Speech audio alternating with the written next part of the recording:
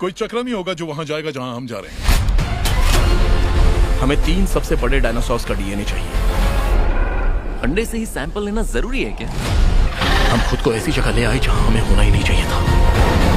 तो गाइस यार, adventure movies Hollywood का एक ऐसा जॉनर है जिसे देखना हम में से हर कोई पसंद करता है, और बस इसी वजह से आज मैं आपको हॉलीवुड की टॉप 10 बेहतरीन मूवीज के बारे में बताने वाला हूं, जिनके अंदर आपको काफी कमाल का एडवेंचर और सबसे अच्छी बात, ये सारी ही मूवीज आपको हाई क्वालिटी हिंदी डबिंग के साथ देखने को मिल जाएगी। तो बस इसीलिए अगर आप भी मेरी तरह एडवेंचर मूवीज देखना पसंद करते हो तो इस वीडियो को बिना स्किप के एंड तक जरूर देखना, ताकि आप इनमें से किसी भी अच्छी मूवी को मिस ना कर दो। तुम तो एक एडवेंचर पे जाना चाहते थे ना? वो हमेशा नामुमकिन सी ख्याली चीजों के पीछे दौड़ती रहती है।